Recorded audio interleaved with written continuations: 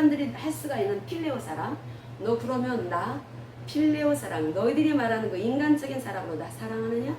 라고 하니까 찔렸다라는 것입니다. 하나님의 말씀을 전할 때 뜬구름 잡는 말로 전하게 되면은 성도들이 찔리지를 않습니다. 양심이 가치를 느끼지를 못합니다. 마치 예수님께서 베드로에게 너 나 아가페 사랑으로 나 사랑해? 라고 질문을 하실 때 찔리지 않는다는 거예요. 왜냐하면 너무나 추상적인 말씀이기 때문에. 그런데 너 그러면 인간적인 우리 눈으로 한번 보자. 필레오 사랑으로 너 나 사랑해? 너 나 배신했잖아. 너 나랑 3년 또는 3년 반 같이 동고동락하면서 너 나 때문에 목숨 건다고 했던 사람이잖아. 근데 너 나 배신했잖아? 그렇게 들려졌다라는 것입니다. 주님이 그렇게 말씀 안 하셨어도 양심이 찔렸으니까 그렇게 들려졌다라는 거죠. 하나님의 말씀이 그렇게 양심을 찌르는 말씀으로 나가야 되는데 오늘 한국교회가 왜 위기를 겪고 있는 것일까? 그것은 목사들이 인본주의적인 그런 말씀을 전하고 그리고 정작 양심을 찌르는 말씀은 뜬구름 잡는 말씀으로 전달되어지기 때문에 성도들이 전혀 양심이 찔리지를 않는다라는 겁니다. 우리가 오늘 살피려고 하는 것은 이 절망 가운데 있는 그런 이 나오미 같은 이유. 이 나오미는 정말 절망 가운데 있죠. 엘리멜렉 가문이 망한 거예요. 엘리멜렉 가문에서 그 계보를 이을 아들이 다 죽어버린 거예요. 남편도 죽은 거예요.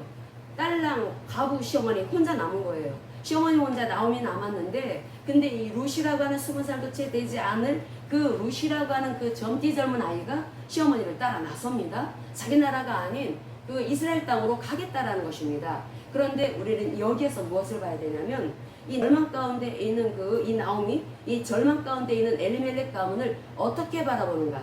성도들이 바라보는 눈이 여기 헤세드의 마음이 열려야 된다라고 알려주고 있는 것입니다.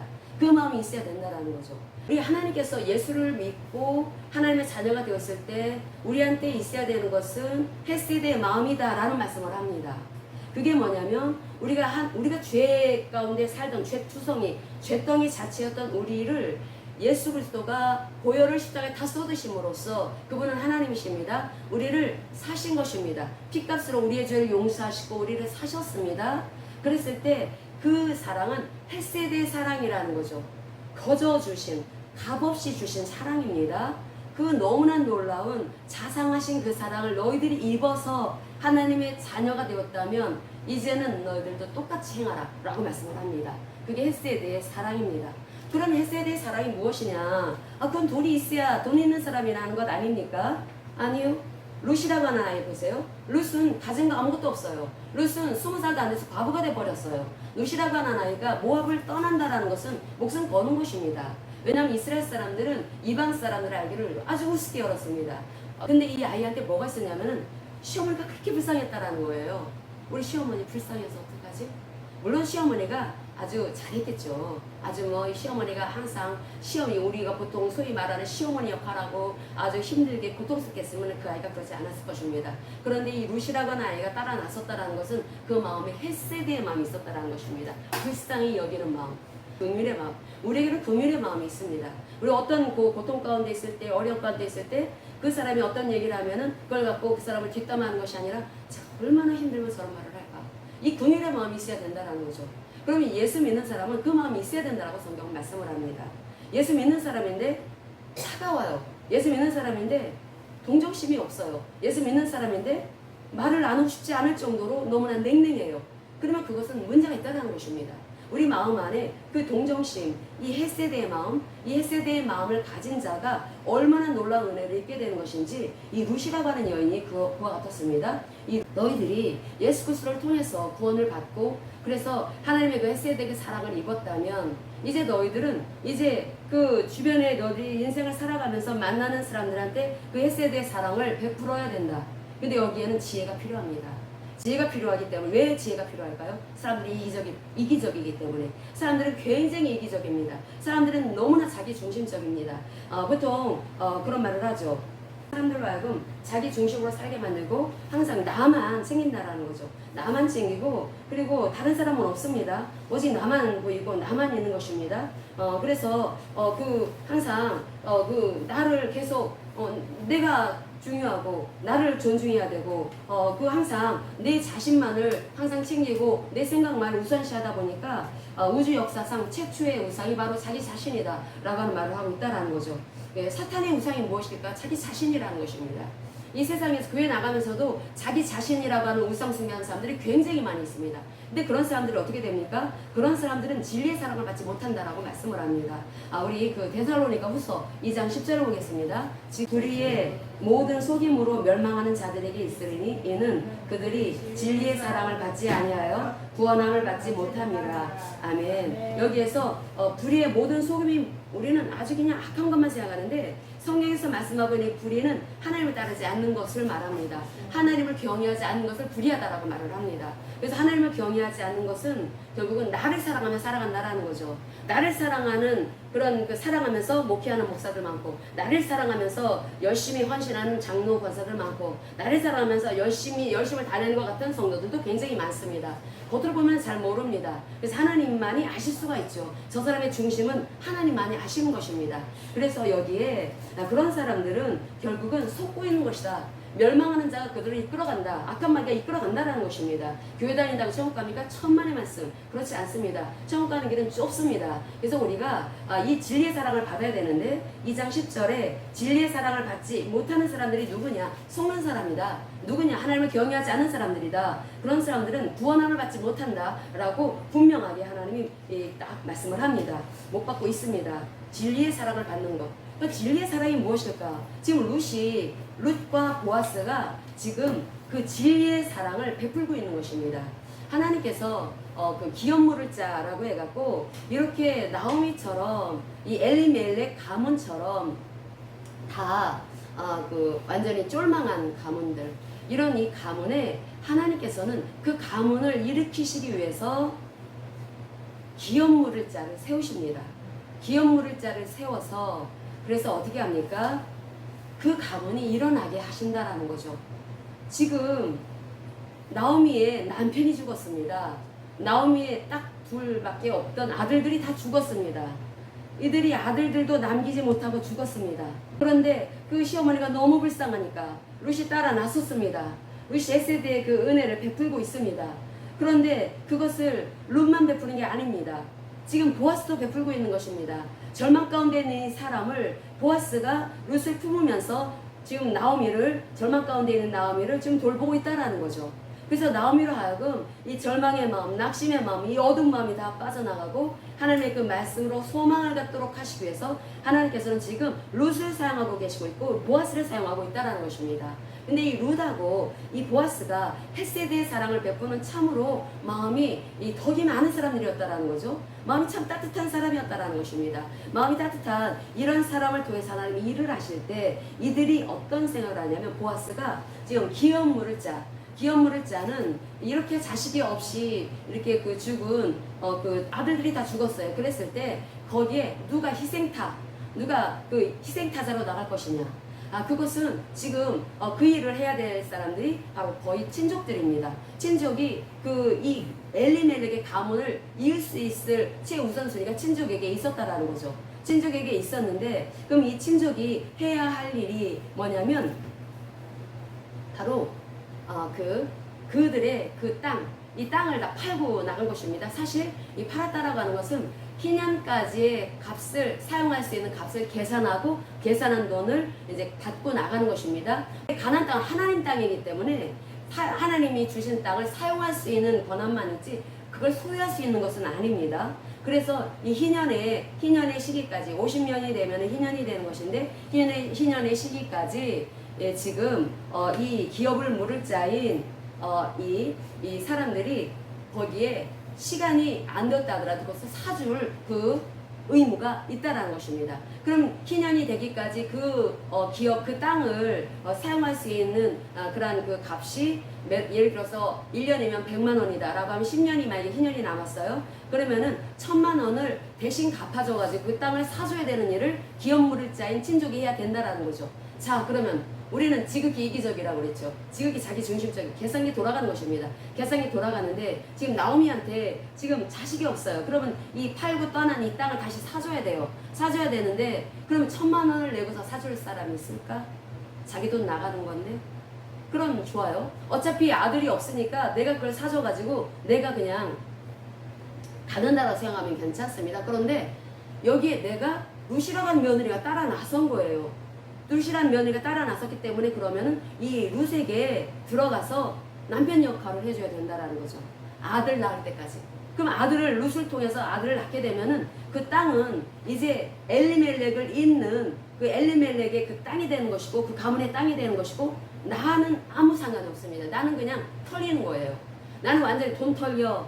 내 씨 털려. 내 그 자식이 내 자식이 되는 게 아니에요. 엘리멜렉 가문의 자식이 되는 거지. 그럼 누가 그렇게 하겠습니까? 내 자식을 내 자식이라고 할 수가 없어요. 왜냐하면 그렇게 완전히 그 쏟아부어 줘야 되는 거. 이걸 고엘이라고 합니다. 고엘. 기업 물을 자.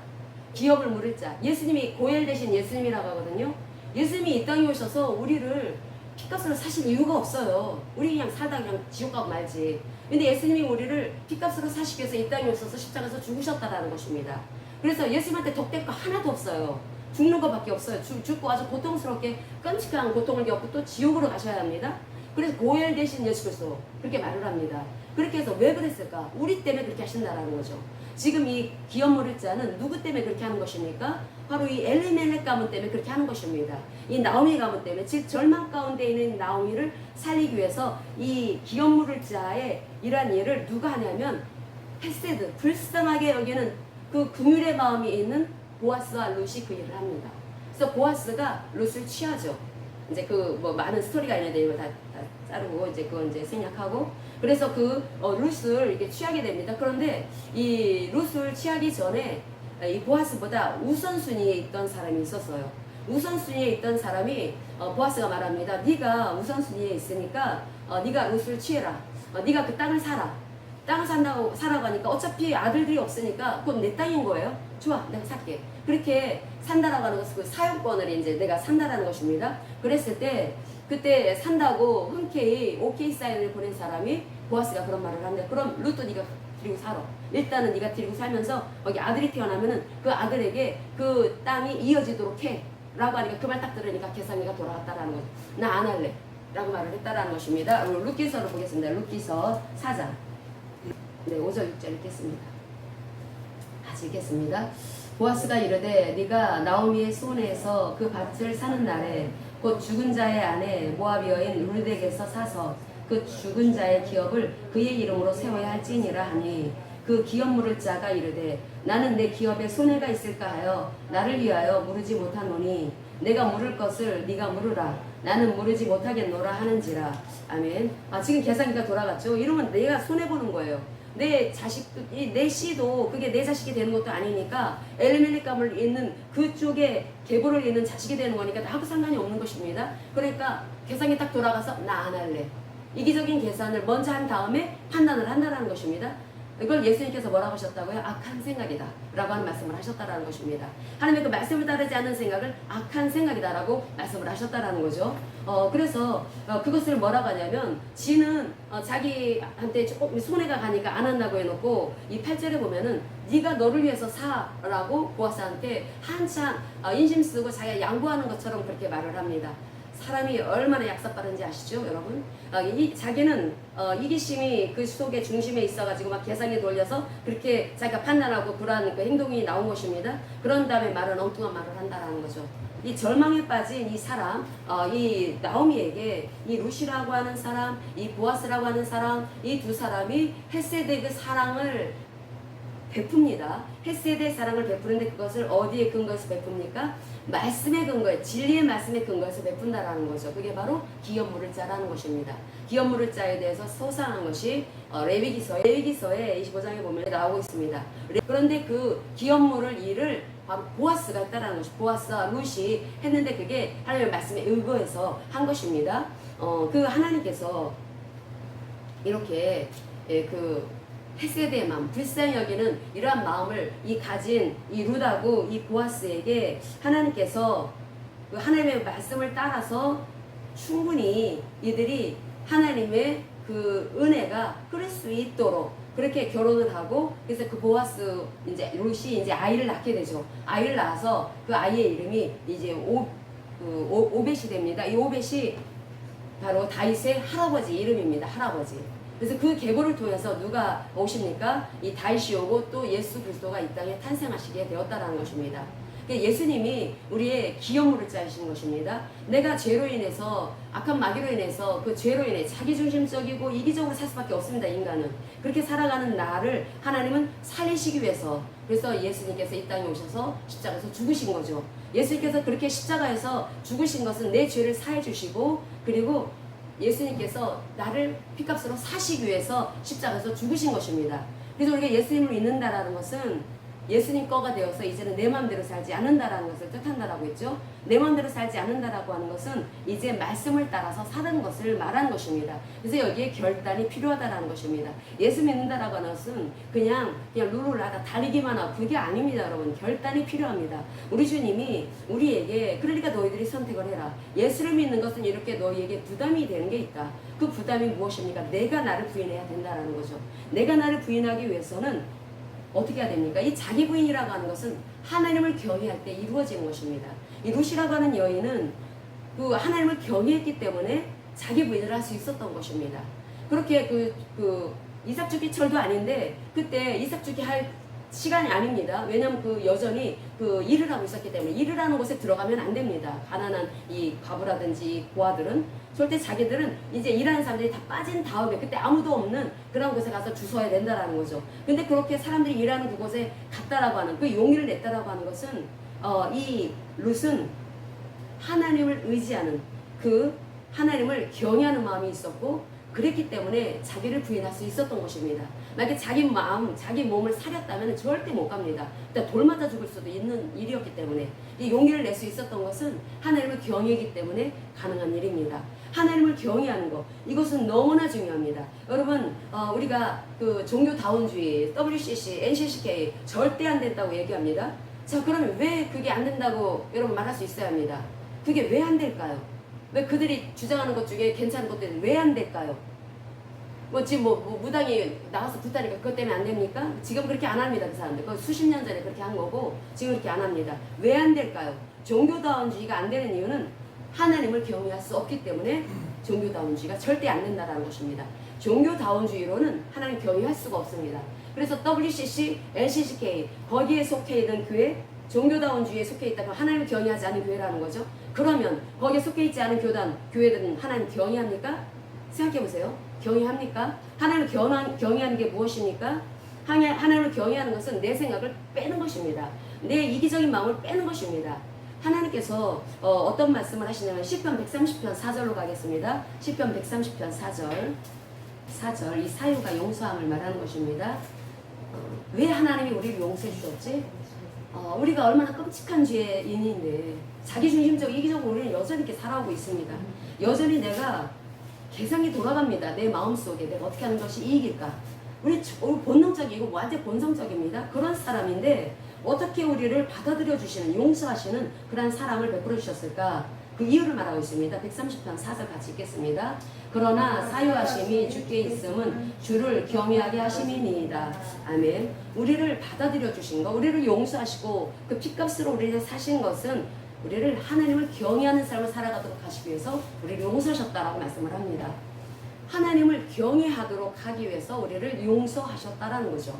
자 그러면 NCCK, WCC 거기에 속해 있지 않은 그 교회도 하나님을 경외하지 않은 사람들 굉장히 많습니다. 요즘에는 굉장히 하나님을 경외하지 않고 진리에 무관심한 사람들 굉장히 많습니다. 그래서 우리가 영적 분별력이 있어야 합니다. 영적인 분별력을 가지고 있어야 되고 그래서 우리가 지금 그 어떤 상태에 있는지 지금 한국교회 많은 성도들 많은 목사들이 포도원을 하는 작은 여우 그 여우로 인해서 조금씩 작은 여우가 조금씩 그 벽을 허물기 때문에 언젠가는 와르르 무너진다라는 거죠. 지금 그런 상태에 있다라는 것입니다. 한국교회가 다 위기 속에 있다라고 말씀을 하고 있습니다. 그런데 진리를 전하는 교회가 있으면 우리 교회를 비롯해서 있습니다. 많진 않지만 있습니다. 그런 교회들이 있기 때문에 하나님께서는 우리에게 여전히 소망을 갖고 계시고 있고 우리로 힘을 내서 이 마지막 때에 어둠을 밝히는 그 빛의 역할을 해라라고 이렇게 말씀을 하시죠.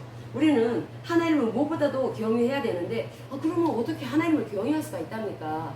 하나님을 경외하는 것에 대해서 우리 하나님께서 어떤 말씀을 하시냐면은 우리가 예수를 믿는다고 했을 때 과거에 제가 그랬기 때문에 제가 이제 예수를 믿지 않은 사람 무당 쪽 불교 무당 점쟁이 이런 거에서 함께 약간 생활로 살아왔던 일상생활이 그쪽 사람들이랑 같이 어울리는 거였었는데 그랬던 사람이 완전히 달라져 갖고 예수를 믿기 시작했을 때 그때 여전히 궁금했던 것은 똑같다라고 하는 것을 생각했다라는 거죠. 뭐 불교 절에 댕기거나 뭐 교회 댕기거나 똑같네. 뭐 비나이다는 뭐 절에 다니면서도 그렇게 하고 교회 다니면서도 그렇게 하고 그거 제가 구별이 안 됐습니다. 간판만 달라졌기 때문에 종교다원주의적인 말들이 맞다고 생각을 했다라는 거죠.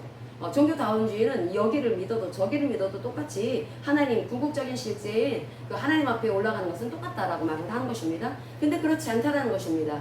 지금 우리가 여호수아서 5장을 보겠습니다. 여호수아서 5장 말씀 모르면 안 됩니다, 여러분. 여호수아서 5장 여기 13절에서부터 15절까지를 보겠습니다. 여호수아가 여리고에 가까이 이르렀을 때 눈을 들어본즉 한 사람이 칼을 빼어 손에 들고 마주 서 있는지라. 여호수아가 나아가서 그에게 묻되 너는 우리를 위하느냐 우리의 적들을 위하느냐 하니 그가 이르되 아니라 나는 여호와의 군대 대장으로 지금 맞느니라 하는지라. 여호수아가 얼굴을 땅에 대고 엎드려 절하고 그에게 이르되 내 주여 종에게 무슨 말씀을 하려 하시나이까. 여호와의 군대 대장이 여호수아에게 이르되 내 발에서 신을 벗으라 네가 선 곳은 거룩하니라 하니 여호수아가 그대로 행하니라. 아멘. 여기에서 지금 여호수아를 도와주러 온 그 군대 장관인데 이쪽 편도 아니고 저쪽 편도 아니라고 말씀을 하는 것입니다. 그러니까 이 이스라엘 편도 아니고 저 가나안 편도 아니다. 그러면서 하라고 하시는 말씀이 뭐라면 신을 벗어라. 너는 종이다라고 말씀을 하고 있다라는 것입니다. 우리는 종이면 하나님 앞에 우리는 종입니다. 하나님 앞에 종이다라고 하는 것을 내가 인정하기 위해서는 겸손해야 합니다. 우리는 자기중심적이고 이기적인 마음이 있어서 늘 자고하고 지가 왕이에요. 지가 왕. 나가 왕이기 때문에 내가 판단하겠다라는 거예요. 내가 지금 옳은지 그른지도 내가 하겠다라는 거예요. 내가 왕이니까. 그걸 성경에서는 교만하다라고 말씀을 합니다. 이 교만이라고 하는 것이 세상에서 저희네들은 뭔가 다릅니다.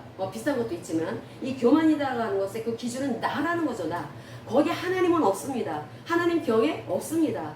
내가 있다라는 거죠. 내가. 그런데 하나님은 그 이스라엘 백성이랑 무조건 편드는 것도 아니고 가나안 땅에 있는 사람들이랑 무조건 적대하는 것도 아니고 하나님께서는 우리에게 요구하시는 것이 신을 벗어라. 넌 종이다. 겸손하라 라고 하는 것을 요구하는 것입니다. 겸손할 때 비로소 말씀이 들어가는 것입니다. 겸손해야 말씀이 들려지게 되는 것입니다. 지금 여호수아가 군대제장 앞에 당신은 누구 쪽입니까? 라고 할 때 난 이 편도 저 편도 아니다. 신을 벗어라 라고 하는 생각지도 못한 그 말을 요구를 합니다. 그럴 때 그 신을 벗을 때 겸손한 마음으로 신을 벗을 때 겸손한 마음 하나님의 말씀이 들려지게 됩니다. 들려지게 될 때 그 가나안 땅은 우상숭배의 천지의 땅입니다. 우상숭배는 왜 나왔을까요? 내가 있다라는 것을 중심에 우상숭배의 근원은 납니다. 나. 내 필요에 의해서 신을 만든다라는 거죠.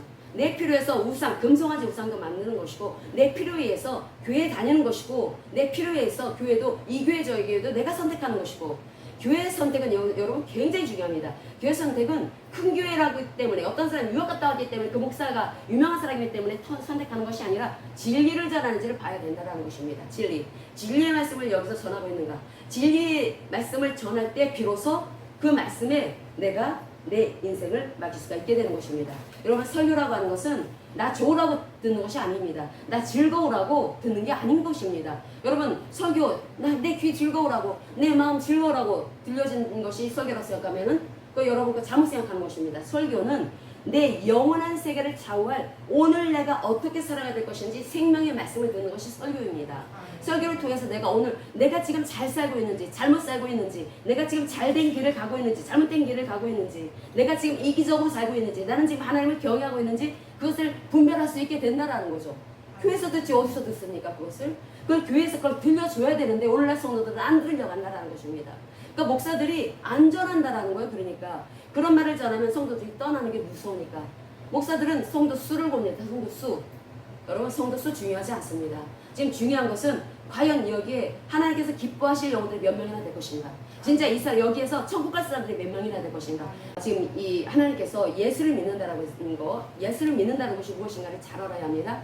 누가 믿기 때문에 내가 흉내내는 거 아닙니다. 항상 말씀을 기준으로 해서 나를 살펴야 된다라는 거죠. 나를 살펴서 내가 과연 하나님을 높이고 하나님의 말씀을 따라 살아가고 있는지.